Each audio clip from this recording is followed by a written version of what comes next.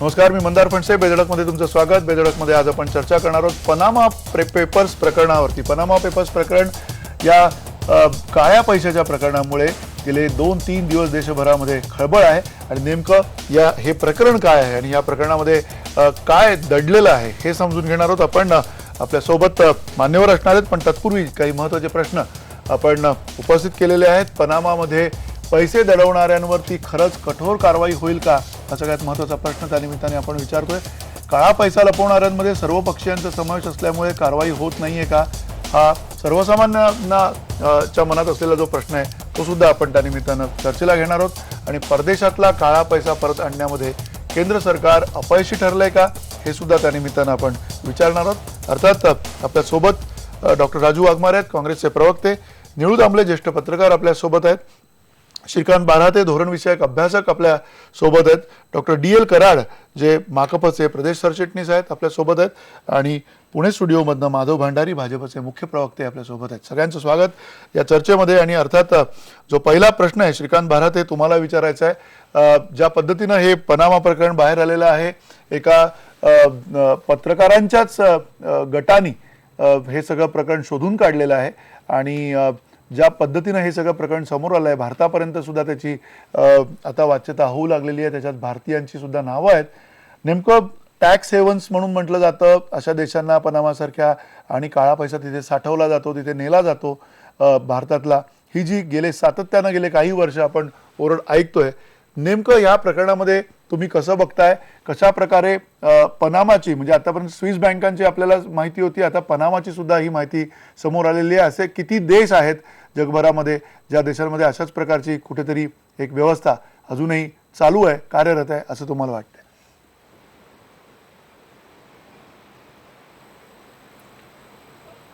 हा total institutional आणि governance फेल्युअरचा issue आहे. तो इको येतोय.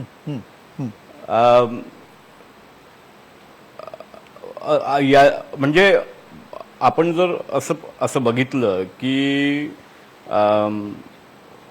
आंतरराष्ट्रीय व्यापारांमध्ये कंपनीज ज्या आहेत त्या म्हणजे व्यक्ती किंवा कंपनीज ह्या बाकीच्या देशांमध्ये जाऊन काही करत नाही, याची दीर्घकालीन एक हिस्ट्री आहे. म्हणजे ॲसिरियन किंवा बॅबिलोनियन समाजांपासून आपण वी आर टॉकिंग अबाउट 3 ते 4 हजार वर्ष ख्रिस्तपूर्व या कालखंडांचा आपण विचार करतोय. म्हणजे अगोरा नावाचं मार्केट होतं अथेन्समध्ये, ग्रीसचं, जिथे विदेशी नाणी ही अथेनियन नाण्यांमध्ये कन्व्हर्ट करण्याचं काम बँकर्स लोक त्या काळचे करत असत. आणि तिथे एक इंटरेस्टिंग असा एक माणूस होऊन गेला पॅशन नावाचा, जो अति धनाढ्य होऊन मरण पावला. हे काम करत, तो भूतपूर्व गुलाम होता अथेन्स मधला तो.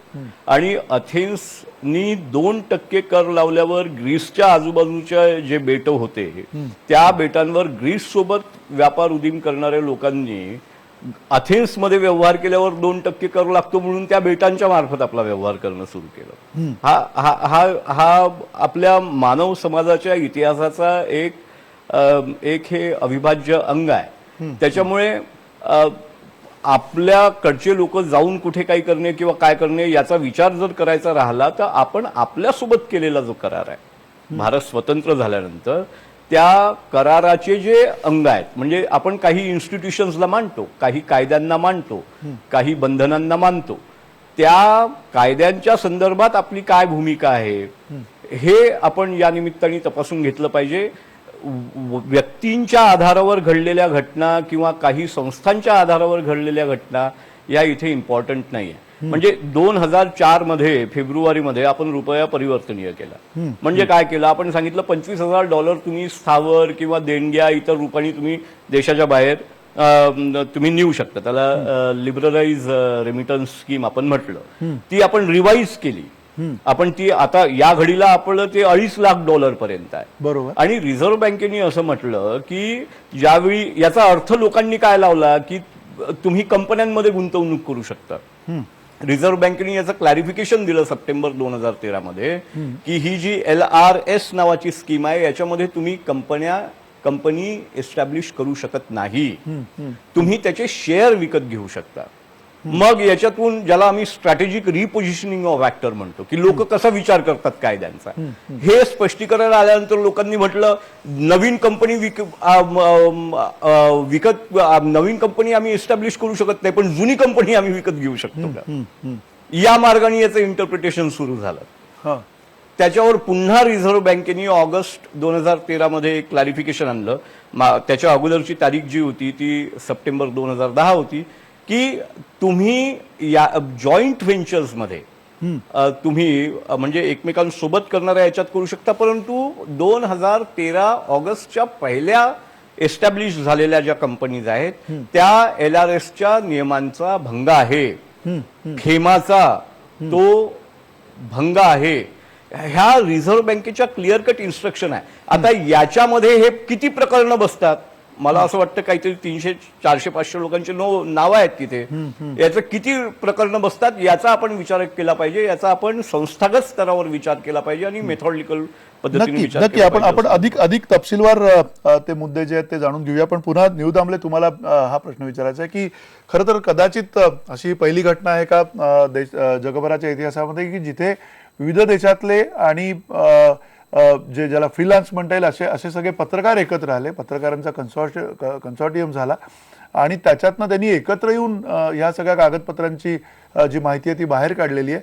म्हणजे कुठल्याही वृत्तपत्र संस्थेच्या व्यतिरिक्तची ही माणसं आहेत, कुठल्याही एका ग्रुपच्या किंवा एखाद्या माध्यमाच्या कंपनीच्या बाहेरची ही माणसं आहेत. त्यांनी हा सगळा अभ्यास किंवा हा खटाटोप केलेला आहे आणि त्यांनी ही माहिती समोर आणलेली आहे जगाच्या.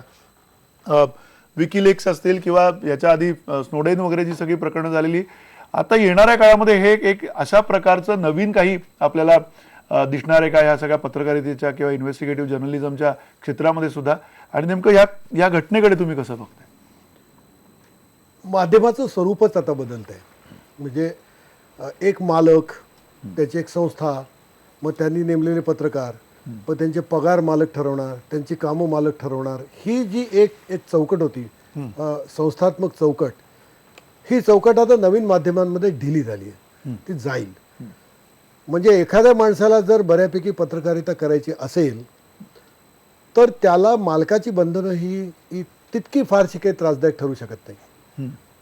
म्हणजे मध्यंतरी तुम्हाला लक्षात आलं असेल की इलियट हिगिन्स नावाचा एक पत्रकार झाला आणि त्याने घरी बसल्या सिरियामध्ये पडणाऱ्या बॉम्ब्स आणि शस्त्रांचा अभ्यास स्वतंत्रपणे केला. त्याच्या पाठी एकही संस्था उभी नाही आणि त्याला आपण मूलभूत अभ्यास म्हणू. हा अभ्यास त्या एकट्या माणसाने केला आणि त्या माणसाचा एवढा अभ्यास आहे की जगभरची सरकार आता त्याचा सल्ला घेतात.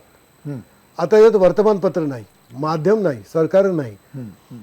तेव्हा हे जे माध्यमाचं रूप आता बदलत आहे, म्हणजे माहिती मिळवण्याची साधनं, त्याच्यावरची बंधनं, याच्यामुळे इथून पुढे अशा अनेक लोकांनी येऊन एखाद्या गोष्टीचा अभ्यास करणं नावाची शक्यता ही आता निर्माण झाली. नक्की.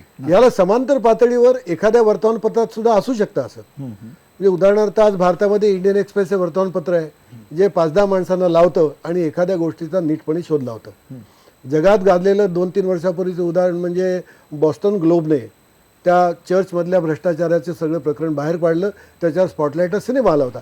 आता तिथे सुद्धा एक 6-7 जणांची टीम ती एका वर्तमानपत्रातली होती. आता इथे एक वर्तमानपत्र किंवा एक माध्यमाच्या बाहेरची माणसं स्वतंत्रपणे माहिती हाताळत हे सगळं करतात. ह्या गोष्टी ह्या आता नवीन एका पद्धतीने आता आकार घेत आहेत आणि त्याचा परिणाम आहे. नक्की नक्की. एक नवीन सगळी ही घटना झालेली आहे आणि 2 दिवसामध्ये अक्षरशः खळबळ उडालेली आहे संपूर्ण भारतामध्ये, जगामध्ये सुद्धा.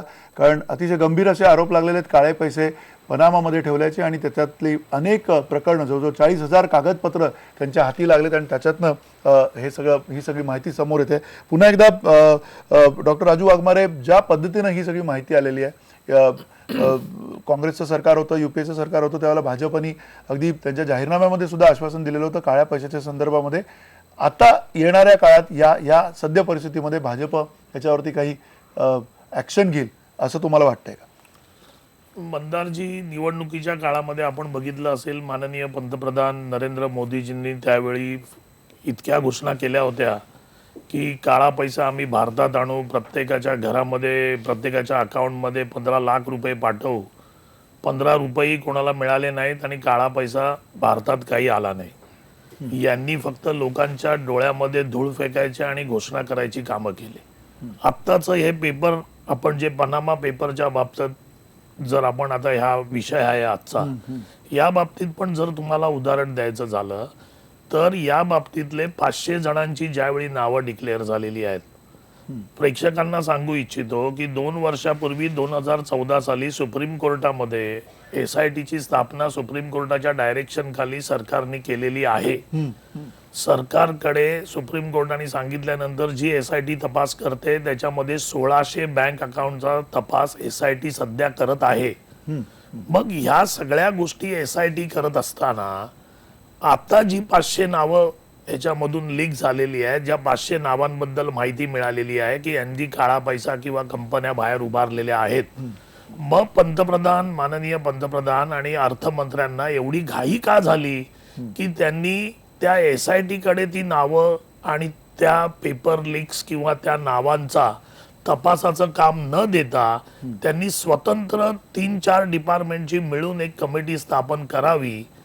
याचा अर्थ काय? जर एका बाजूला एक व्यवस्था त्या बाजूनी तपास करते, आज 2 वर्ष झाली ते लोक तपास करतायत, त्यांना पूर्णपणे त्याची पकड आलेली आहे, सुप्रीम कोर्टचा डिव्हिजन बेंच आहे, त्यांच्या देखरेखीखाली हा तपास होत असताना अशा प्रकारे या 500 नावं अशी त्या 500 नावं कुठची आहेत की त्याच्यामध्ये असे कोण लोक आहेत का की ज्यांच्याशी पंतप्रधानांचे जवळचे संबंध आहेत? म्हणजे एक नाव त्याच्यामध्ये तुम्ही अदानींच्या मोठ्या भावांचं घ्याल, त्यांचे ब्रँड अँबॅसेडर आहेत अमिताभ बच्चन, त्यांच्या बरोबर ट्रॅव्हल करणारे लोक आहेत. मग अशा ह्या लोकांच्या संरक्षणासाठी BJPने ते प्रकरण SIT कडे न देता वेगळ्या कमिटी स्थापन करून तिच्याद्वारे तपास करायचं जे ठरवलं आहे ते पहिली गोष्ट योग्य नाही. आणि ते जे केलं आहे त्याच्यामध्ये BJPचा हेतू हा साफ दिसत नाहीये. त्याच्यामुळे ज्या दिवशी हे डिक्लेअर झालं त्या दिवशी काँग्रेसनी सांगितलं की SIT कडे हे प्रकरण गेलं पाहिजे, सुप्रीम कोर्टाच्या ताब्यात द्या, तुम्ही त्यांच्या डायरेक्शन खाली होऊ द्या. मग असं असताना BJPनी हे जे पाऊल उचललंय याच्या मागे या 500 जणांची जी नावं आहेत त्याच्यात काय काळं बेरं दडलंय, कोणाला आपण लपवायचं, नक्की याच्यावरती आपण हा संशय घेण्यासारखी अगदी पूर्णपणे जागा आहे या गोष्टीला. नक्की माधव भंडारींना आपण प्रश्न विचारूयात. पण डॉक्टर कराड सुद्धा याच मुद्द्यावरती तुमची पहिली प्रतिक्रिया आम्हाला ऐकायची आहे. त्याचं कारण हेच आहे की काळा पैसा जो भारतभरामध्ये ज्या पद्धतीने आतापर्यंत साठवला गेला, भारताच्या बाहेर नेला गेला, या सगळ्याबद्दल आतापर्यंत खूप बोललं गेलंय, खूप चर्चा त्याच्यावरती झाल्यात, पण ठोस असं काही होताना तुम्हाला दिसतंय का? सुरुवातीलाच एक गोष्ट आपण लक्षात घेतली पाहिजे की जगातल्या ह्या काही पत्रकारांनी एकत्र येऊन हे जे काही काम केलेलं आहे ते इतकं महत्त्वपूर्ण आहे. आणि संबंध जगभर ह्या उदारीकरणाच्या काळामध्ये कशा पद्धतीनं देशाच्या सरकारचे कायदे पायदळी तुडवून काही बडे लोक आपला पैसा अशा टॅक्स हेवन असलेल्या देशामध्ये वळवतायत आणि तोच पैसा परत पांढरा करून FDIच्या माध्यमातून आपल्या देशामध्ये आणतायत. याचं फार मोठं एक उघड करण्याचं काम ह्या सगळ्या पत्रकारांनी केलेलं आहे. मला असं वाटतं की पहिल्यांदा संबंध जगातल्या जनतेने आणि आपण सर्वांनी या पत्रकारांचं अभिनंदन करायला पाहिजे, त्यांना धन्यवाद द्यायला पाहिजे. आणि मी अशी आवाहन करेल की जे पत्रकार आपल्या महाराष्ट्रामध्ये आणि देशामध्ये आहेत त्यांनी सुद्धा ह्या मार्गावर जाण्याचा विचार करायला पाहिजे. आपल्या देशासाठी, आपल्या जनतेसाठी हे काम करणं आवश्यक आहे. इथे मी दामले साहेबांनी काही गोष्टीचा उल्लेख केलेला आहे आणि राजू वाघमारे याच्यावर प्रतिक्रिया देताना मी ऐकत होतो. मला असं वाटतं की मूळ मुद्दा असा आहे की संबंध हा जो काळा पैसा आहे हा आता सामान्य माणसाचा शत्रू बनलेला आहे, तो विकासाला अडथळा बनलेला आहे.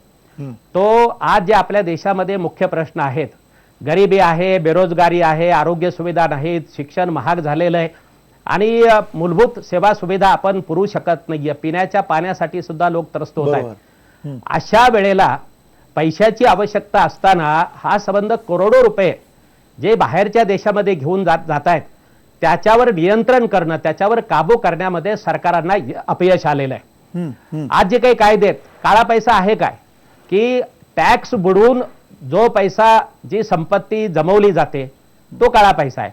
आणि आज पनामामध्ये, मॉरिशसमध्ये, सिंगापूरमध्ये आपल्याला माहिती आहे की हे टॅक्स हेवन असलेले देश आहेत.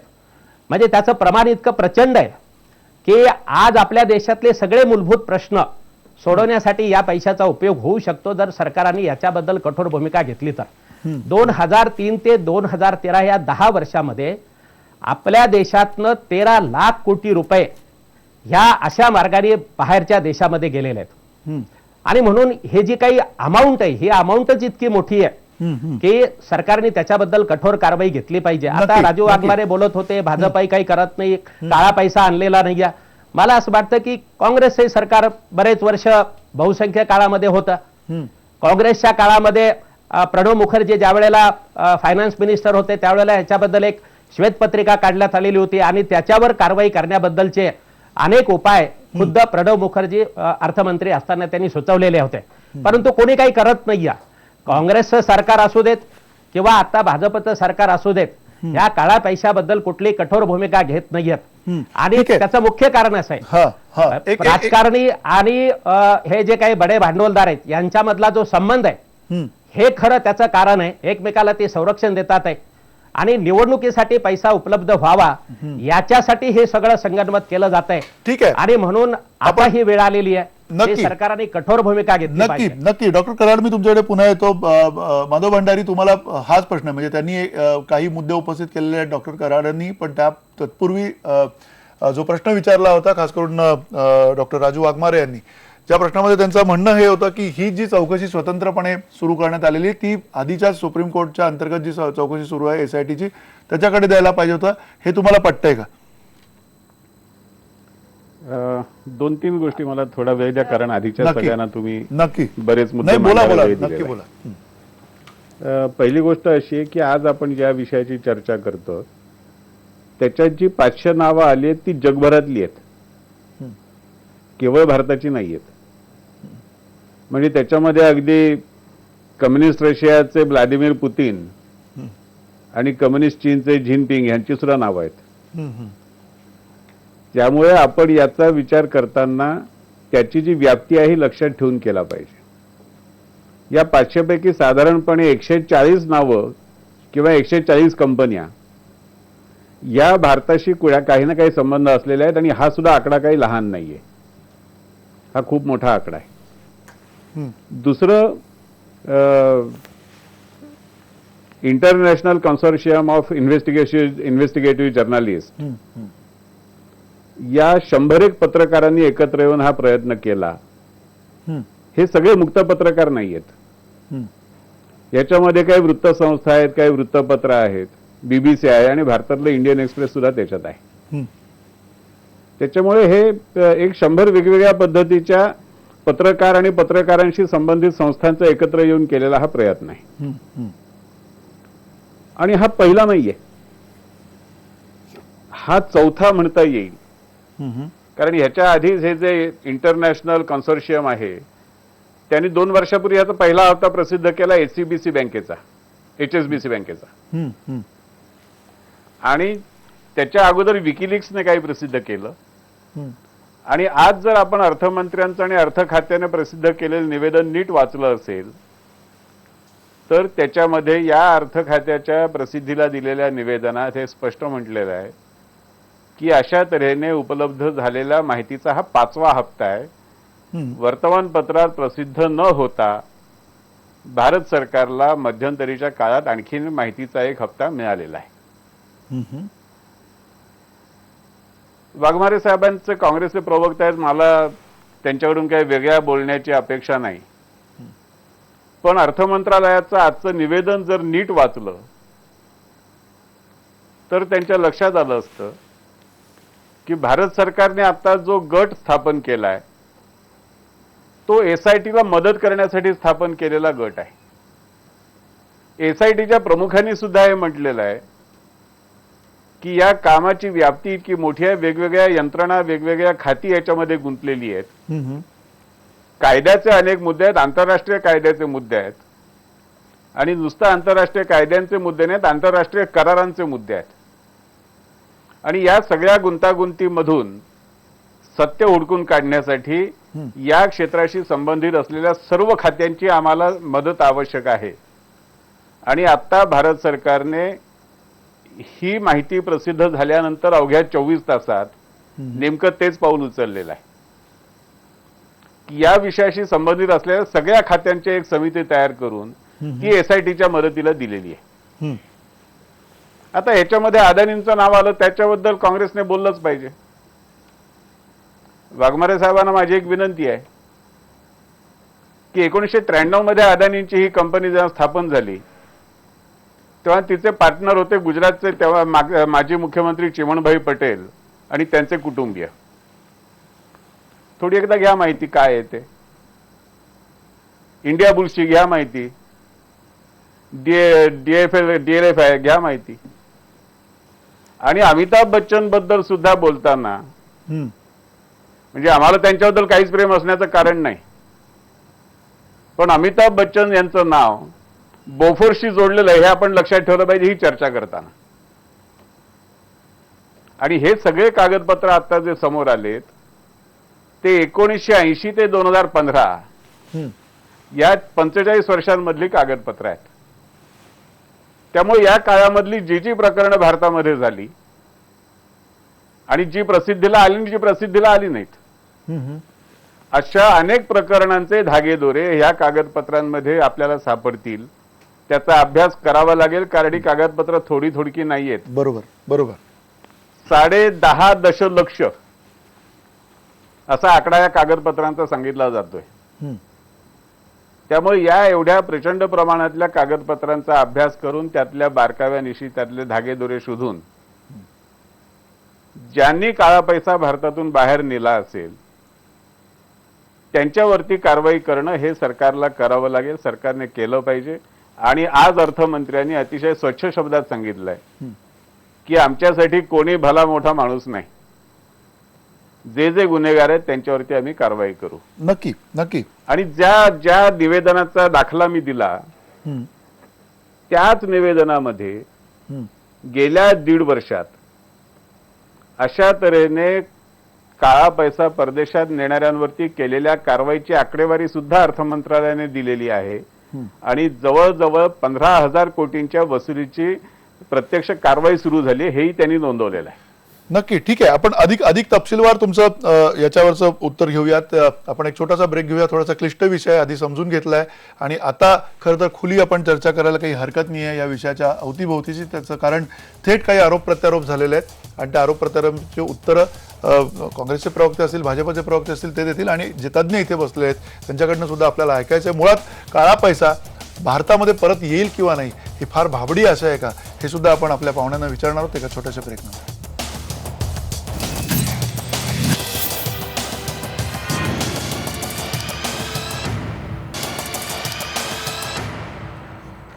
पुन्हा एकदा स्वागत तुमचं बेधडकमध्ये. आपण चर्चा करतोय पनामामध्ये जे प्रकरण घडलेलं आहे, पनामामधल्या एकूण काळ्या पैशाच्या गुंतवणुकीच्या बाबतचे काही कागदपत्र हाती आलेत आणि त्यानंतर भारतीयांची सुद्धा त्याच्यामध्ये काही नावं आहेत आणि त्यामुळे अर्थातच खळबळ उडालेली आहे. काही आपल्या प्रेक्षकांची काय मत आहेत ती आपण जाणून घेऊया. धोंडप्पा नंदे म्हणतात या प्रकरणी सखोल चौकशी झाली पाहिजे आणि या प्रकरणात गुंतलेल्या सरकारी अधिकाऱ्यांवरती कडक कारवाई झाली पाहिजे.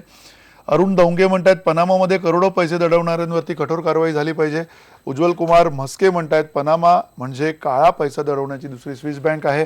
राजदीप पुणेकर म्हणतात देशाच्या बाहेर पैसा जातो याचा अर्थ सरकार या पैसे दडवणाऱ्यांच्या पाठीशी आहे. आणि संजय गायकवाड म्हणतात कर चुकवणाऱ्यांना धाक आणि जरब बसेल असे कडक कायदे यापूर्वी केले असते तर ही वेळ आली नसती. अर्थात काही महत्त्वाचे मुद्दे आहेत आणि या मुद्द्यांवरती पुन्हा एकदा खरं तर निळू दामले तुम्हाला विचारायचं आहे की मूळ मुद्दा असा आहे की हा काळा पैसा कधीतरी पुन्हा इकडे येईल ही भाबडी आशा आहे का?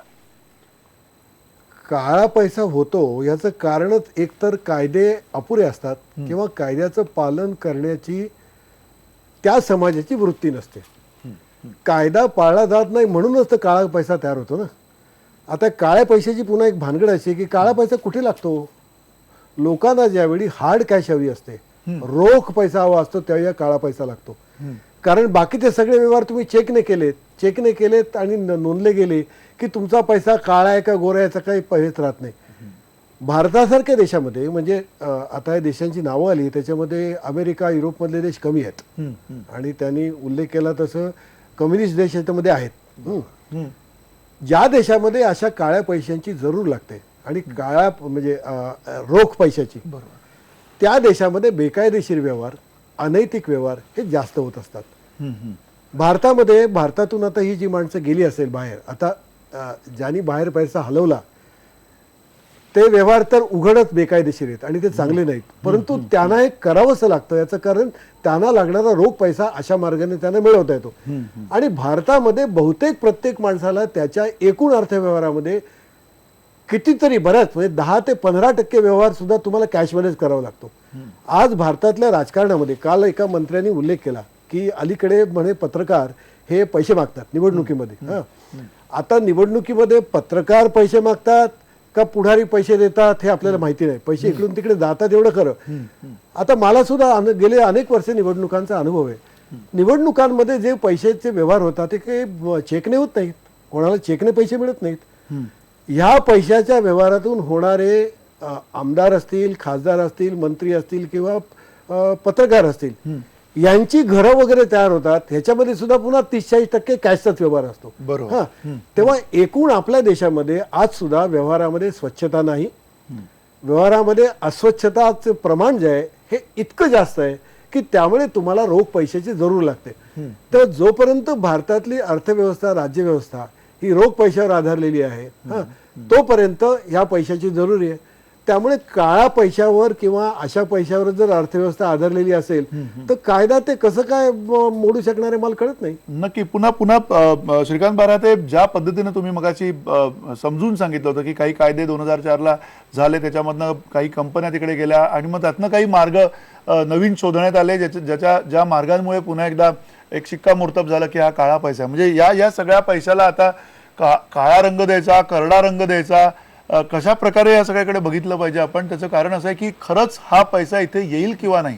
जो पैसा बाहेर गेलाय, जे डॉक्टर कराड म्हणाले की काही लाख करोड रुपये त्याच्यात जर का गेले असतील बाहेर, ते पैसे येऊ शकतात का की ती भाबडी अशा ठरणार आहे?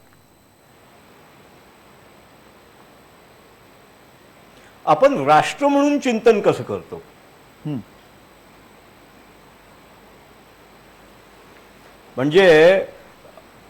म्हणजे आता ही आपली जी चर्चा आहे किंवा भारतात कुठेही चर्चा होत असेल तर तिचा एकूण सूर काय राहील? हे प्रकरण कोणी उघडकीस आणलं?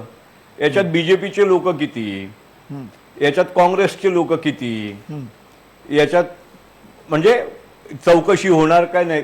बेसिकली आपण असं म्हटलं, याचे 2 मुद्दे आपण मंदार पाहू की 2004 मधला एक पर्टिक्युलर प्रोव्हिजन ती आपण म्हणजे ज्याला आपण लिबरलाइज रेमिटन्स स्कीम आपण म्हटलं होतं, एक आपण परवानगी दिली. त्याच्यातला 2000 मधला 10 मधला बदल आणि मग 2013 मध्ये ओव्हरसीज डायरेक्ट इन्व्हेस्टमेंट नावाचं एक नवीन प्रकरण राष्ट्रासमोर येणं, याच्यामधला जो इन्स्टिट्यूशनल ॲम्बिव्हलन्स आहे, संस्थागत जी संदिग्धता आहे, ते कोणाचं अपयश? ते आरबीआयचं अपयश, ते मिनिस्ट्री ऑफ फिनान्स ज्या सरकारच्या आतमध्ये ते होतं, म्हणजे युपीएच्या आतमध्ये होतं, ते काँग्रेसचं अपयश. ते याच्यापासून जबाबदारी आपली कशी टाळू शकणार? कारण मी मगाशी म्हटलं, ऍक्टर्स जे असतात ते रॅशनल इकॉनॉमिक म्हणजे तार्किक पद्धतीने ते विचार करत असल्यामुळे ते कायद्यांमधल्या पळवाटा शोधून काढणारच ना. परंतु या क्षणी आता ह्या जर आपल्या संस्थागत हा जर आपला कमकुवतपणा असेल आणि ज्या मुद्द्यावर बीजेपी सत्तेवर आली की आम्ही करप्शनला थेट प्रत्यक्ष हात लावू, अहो बीजेपीच्या मिनिस्ट्री ऑफ फिनान्सनी जो इकॉनॉमिक सर्व्हे पब्लिश केला, त्याच्यामध्ये प्राईम मिनिस्टर्स इकॉनॉमिक ऍडवायझरी काउन्सिलचा रोल असतो. त्याच्यामध्ये काळ्या पैशाने देशाचा पैसा बुडतो आणि बँकांचा पैसा बुडल्यावर तोही पैसा बुडतोच. बँकेचा पैसा बुडल्यावर अधिकृत भूमिका काय राहिलेली आहे की परपेट्रेटर पेज प्रिन्सिपल, जोखीमदारांनी भांडवली गुंतवणूक परत करावी, या तत्वाचा पुनर्विचार करण्याची वेळ आलेली आहे. अशा पद्धतीचा अत्यंत धाडशी, अनाकलनीय म्हणजे अनैतिक स्टँड बीजेपीने घेतलेला दिसतो. की जे पैसे बुडलेले आहेत ते काही हरकत नाही, बुडलेले आहेत काही हरकत नाही. परपेट्रेटर पेस प्रिन्सिपलचा आपण तारतम्य भावाने विचार करू. म्हणजे काय, जो बँकांचा पैसा बुडला तो आम्ही आमच्या कॉफर्स मधून देऊ. डिबेटला, या दोन्ही डिबेटला आपण रिॲक्शनच्या परिघाच्या पुढे नेऊन इन्स्टिट्यूशनल रिस्पॉन्सचा जो स्तर आहे, संस्थागत प्रतिसाद जे देणं आहे, की याच्यामध्ये अँबिग्युटी राहिल्या असतील, संदिग्धता राहिली असेल तर आपण ही संदिग्धता दूर करूया. याच्यातले लूपहोल्स राहिले असतील तर ते दूर करूया. आणि एन्फोर्समेंट ज्याचा मगाशी एका वक्त्यांनी उल्लेख केला, निळू दामलेंनी उल्लेख केला, की जी एन्फोर्समेंट जे आहे, कॉन्ट्रॅक्ट एन्फोर्समेंट जे आहे, मी मगाशी म्हटलं हा या देशात आपण आपल्यासोबत करार केलेला आहे तो आपण करार पाळत नाही. कारण माझ्या माहितीनुसार 2004 ते 2014 पर्यंतचा जो इंडियन एक्सप्रेसचा अंदाज आहे त्याच्यामध्ये लिबरलाइज रेमिटन्स स्कीम्सच्या विरोधात जाऊन आणि फेमाच्या फॉरेन एक्सचेंज मॅनेजमेंट ऍक्टच्या तरतुदीच्या विरोधात जाऊन कंपनी उघडल्याची उदाहरणं आहेत. त्याच्यामुळे this is a very serious affair. आणि याच्यामध्ये आवश्यक असलेली राजकीय इच्छाशक्ती, जर आपण असं म्हणत असू की काही भांडवली गुंतवणूक ही बुडली त्याच्यामुळे आता राष्ट्रांनी पैसा भरावा, अशा पद्धतीचा दृष्टिकोन जर हे सरकार घेत असेल तर या सरकारची इनफ पॉलिटिकल विल कशी राहील या प्रश्नासोबत डील करण्याची, हा एक गंभीर इश्यू आहे. नाही, माधव भंडारी त्याचं उत्तर देऊ शकतील. मला असं वाटतं की माधव भंडारी तुमच्याकडे त्याचं उत्तर आहे का? नाही, याच्यामध्ये 3-4 वेगवेगळे मुद्दे आहेत. आपण जो आता काळ्या पैशाबद्दल ज्या आजच्या विषयावर चर्चा करतो त्याच्यामध्ये सरकारने स्पष्ट भूमिका घेतली. मी मगाशी याचा उल्लेख केला की आतापर्यंत वेगवेगळ्या 5 हप्त्यामध्ये ही माहिती भारत सरकारपर्यंत आली. त्यातली 2013 मध्ये आज ज्या समूहाने ही माहिती बाहेर काढली, पनामा पेपर्सची, त्याच समूहाने 2013 मध्ये HSBC बँकेची सगळी माहिती बाहेर काढली होती.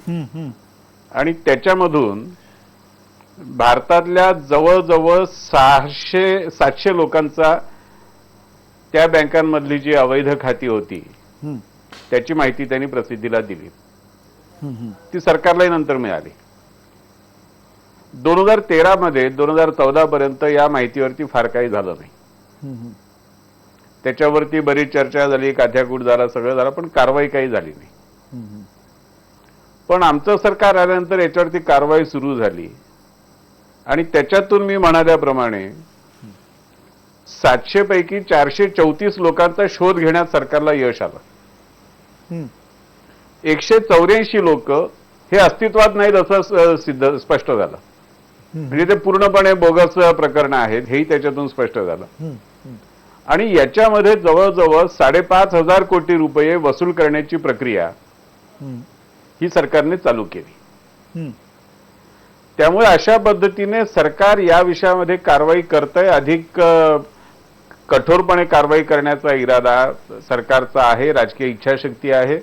आणि जेटलीजींनी आज जे सांगितलं की 2017 पर्यंत हे चित्र खूप बदललेलं दिसणार आहे, कारण जगातले बहुतेक सगळे मोठे देश आर्थिक व्यवहारांमध्ये पारदर्शकता यावी यासाठी एकत्र येऊन वेगवेगळे करार करतायत.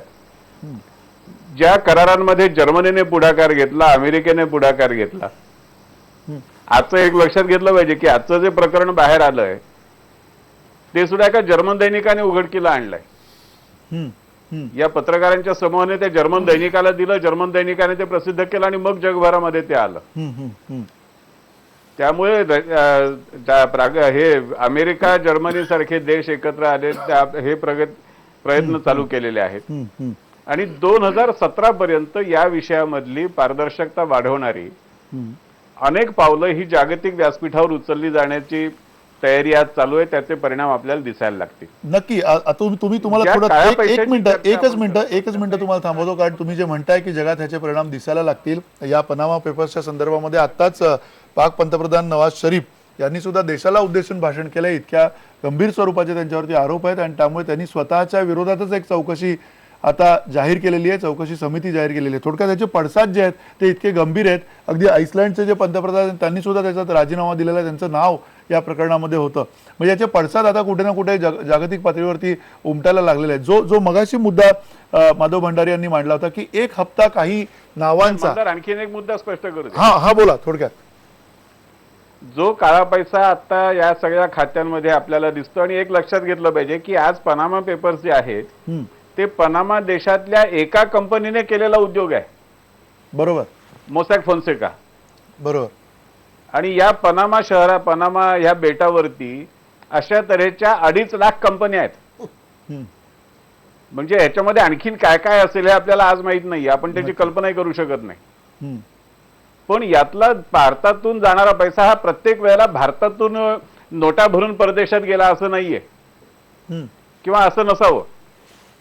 अनेक प्रकरणांमध्ये आंतरराष्ट्रीय जेव्हा त्याच्यामध्ये बिडिंग केलं जातं, आंतरराष्ट्रीय प्लेयर्स त्याच्यामध्ये येतात, त्याची किकबॅक ही परदेशात परस्पर दिली जाते. असेही व्यवहार आपल्याला या मधल्या काळामध्ये त्यांच्या चर्चा आपण ऐकलेल्या आहेत, त्यांच्यावरच्या बातम्या आपण पाहिल्या. वेळ थोडासा कमी आहे, माफ त्यामुळे करा मला. असे काही खाती अशी सुद्धा असतील. नक्की अशी खाती असू शकतील. पण तत्पूर्वी डॉक्टर राजू वाघमारे पुन्हा एकदा, म्हणजे जे सातत्यानं आता सगळं म्हटलं जाते की सरकारची ही येणाऱ्या काळामध्ये तयारी असणार आहे का, सरकार कशा प्रकारे आणि घाई करून त्याच्यामध्ये थोडीशी सेन्स ऑफ अर्जन्सी दाखवून सरकार काही करेल असं तुम्हाला वाटतंय का? कारण जसं मगाशी माधव भंडारी म्हणाले होते की एक हप्ता माहितीचा मिळालाय आणि तो त्यांच्याकडे आहे, त्याची माहिती अजून बाहेर आलेली नाही. ती माहिती सुद्धा भाजप का लपवून ठेवतोय त्याच्याबद्दलचं सुद्धा उत्तर आपल्याला त्यांच्याकडनं अपेक्षित आहे. तुमचं काय म्हणणं आहे? नाही, मतदारजी, आता भंडारी साहेबांनी जो खुलासा केला तो अगदी धक्कादायक बाब आहे ती, की जनतेला त्या गोष्टीची माहिती नाहीये. आज जे 3 याच्या अगोदरची प्रकरणं जे म्हणतायत की जी झालेली आहेत ती प्रकरणं एक्झॅक्टली पनामा पेपर्स सारखीच ती प्रकरणं आहेत. HSBCचं उदाहरण त्यांनी दिलं, स्विस लीक म्हणून जो प्रकार झाला त्याच्यामधली जी उदाहरणं आहेत, बँक अकाउंट्स आणि त्याच्यामधली नावं, ही सगळी त्या पद्धतीचीच उदाहरणं आहेत. मग असं असताना त्यावेळी जी SIT नेमण्यात आली, मग त्या SITनी जो तपास आतापर्यंत केलाय, आता भंडारीजी म्हणाले की अर्थमंत्र्यांनी असं सांगितलेलं आहे की ही जी सेपरेट कमिटी आम्ही नेमलेली आहे ती त्या SITला मदत करण्यासाठी नेमलेली आहे.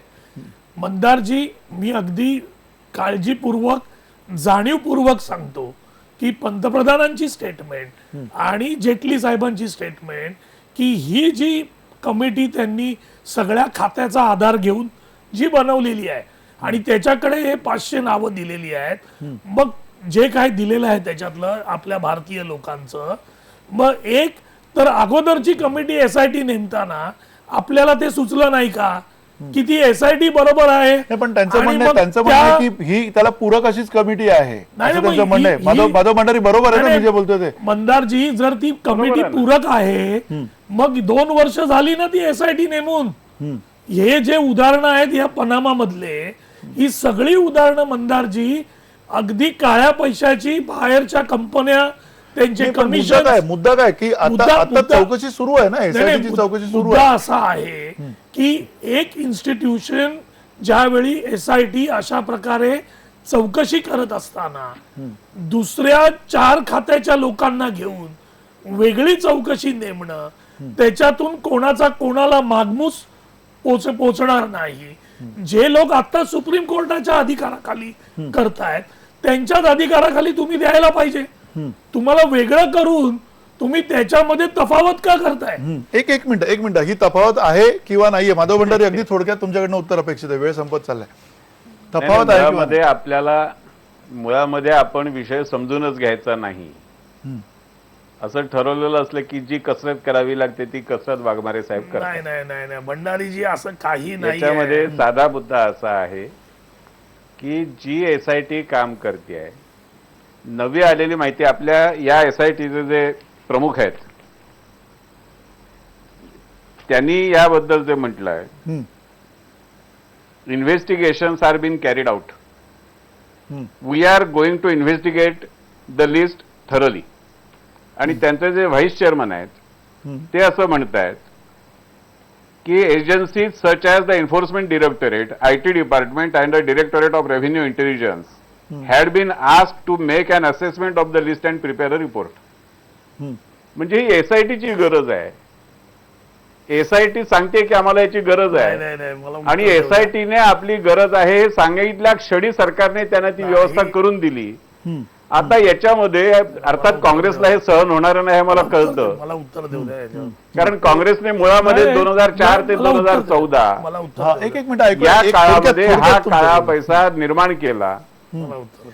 ठीक आहे त्यांचा ठीक आहे तुमच्या त्याच्यामध्ये मुद्दा वाटा पोचला. आहे. माधव भांडारी एक मिनिट आणि या थोडक्यात वेळ सगळ्या संपला. चौकशीचे हे- धागे दोरे वेळ शेवटी संपत आलेली आहे मंदारजी- वेळ संपत आली आहे. राजू वाघमारे तुमचं बोलणं- मंदारजी तर मग हे त्याची अर्थ नाही, हे समाज करता नाही. निखालस सत्य नाहीये. पंतप्रधानांनी ज्यावेळी ही लिस्ट बाहेर पडली त्यावेळी त्यांनी जाहीर केलं मला एक- अर्थमंत्र्यांद्वारे की ही कमिटी नेमून त्या कमिटीकडे आम्ही पनामाचे पेपर्स देतोय. मला एक- हे नंतर एसआयटीची स्टेटमेंट आहे ज्यावेळी काँग्रेसनी पनामाचे हे पेपर पनामाचे सरकारकडे पेपर्सची नाहीये, जी सर. नावं पनामाचे आहेत पेपर सरकारला घ्यायचेत. पनामाच्या पेपर्सची जी नावं आहेत वाघमारेच ती आहे. डिक्लेअर झाल्या तुमचा झाल्या विषय थोडा नाही समजून नाही नाही घ्या. नाही एक मिनिट हे एक मिनिट ज्यावेळी आपण प्रकरण- मुद्दा पूर्ण होऊ माफ दे त्यांचा. करा. नाही भंडारीजी ऐकून घ्या नाही, भंडारी, मी करा, आता- नाही नाही हे भंडारीजी समजून ऐकून घ्या की ज्यावेळी हे सगळं प्रकरण बाहेर आलं काँग्रेसनी सगळ्यात प्रथम हा डिमांड केला की दुसरी कोणती कमिटी स्थापन न करता जी ठीक एसआयटी आहे सुप्रीम तोच मुद्दा कोर्टाच्या तुम्ही हाताखाली सातत्यानं आहे, बोलताय त्यांच्याकडे द्यायला पाहिजे. ज्या मुद्द्याला माधव भंडारी वेगळ्या पद्धतीने उत्तर देत आहेत आणि ते उत्तर तुम्हाला दोघांना मान्य नाहीये. तत्पूर्वी एक मिनिट माधव भंडारी मी तुमच्याकडे येतो. पुन्हा निळू दमले तुम्हाला काही एक मुद्दा मांडायचा तुमच्या. नाही मला एक बारीकस चौकशी होती की आता भंडारी जे म्हणाले की हे जे डिस्क्लोजर आता आलं त्याच्या आधी वर्तमानपत्रांना माहिती देण्याच्या आधी स्वतंत्रपणे काही माहिती सरकारकडे आलेली होती असं त्यांचं म्हणणं हो, आहे. हो. शक्यता आहे. हो. मग पुन्हा त्याची एक अशी आपल्याला चौकशी करायला पाहिजे की ती माहिती आल्यानंतर स्वतंत्रपणे सरकारकडून काय काय घडलंय हे सुद्धा लोकांना कळावं एवढं. नक्की किंवा किंवा तो कळण्याचा हक्क आहे लोकांचा. त्याचा मी उल्लेख त्याबद्दल करतो ना. हा त्याबद्दल काय माधव भंडारी त्याबद्दलची ती ही माहिती जी अजूनपर्यंत काय स्वतंत्रपणे ठेवण्यात आली? माहिती सरकारला मिळाली ती फ्रेंच सरकारकडून मिळाली. फ्रेंच सरकारने जी यादी दिली त्याच्यामधले जे तपशील दिले ते नंतर वर्तमानपत्रांमध्ये सुद्धा प्रसिद्ध झाले, पण वर्तमानपत्रांकडे जाण्यापूर्वी ती माहिती सरकारला मिळालेली होती आणि त्या माहितीच्या आधारावरती सरकारने 4,584 कोटी रुपये वसूल करण्याची कारवाई सुरू केलेली आहे. ठीक आहे एक अगदी थोडक्यात तत्पूर्वी मी डॉक्टर कराड बराच वेळ बोललेलं नाही. डॉक्टर कराड पुन्हा मुद्दा हाच आहे की हा काळा पैसा येईल आपल्याकडे ही भाबडी आशा आहे का तुम्हाला? त्याच्याबद्दल काही थोडीशी आशा वाटते का? कारण ते म्हणतात 4,500 कोटी का होईना पैसे परत मिळवण्यासाठी जी प्रक्रिया आता सुरू झालेली आहे. 15,000 कोटी 4,500 कोटी एका प्रकरणातले 15,000 कोटीची प्रक्रिया सुरू झाली आहे. डॉक्टर कराड हा मुद्दा आपण आता राजू वाघमारे बोलतात आहे आणि माधव भंडारीजी पण बोलतात आहे. थोडा गोंधळ करण्याचा प्रयत्न करतायत सगळ्यांचा. थोडक्यात सांगा वेळ संपले. थोडक्यात तुमचा मुद्दा होता हे पैसे येतील किंवा नाही? 15,000 कोटीचं मला त्यांचं असं म्हणणं आहे वाटतं की की प्रक्रिया सुरू झाली. ह्या दोन्ही 15,000 कोटी हा फार छोटी रक्कम आहे. प्रचंड रक्कम आहे. ही काही लाख कोटी रुपयामध्ये हे रक्कम आहे.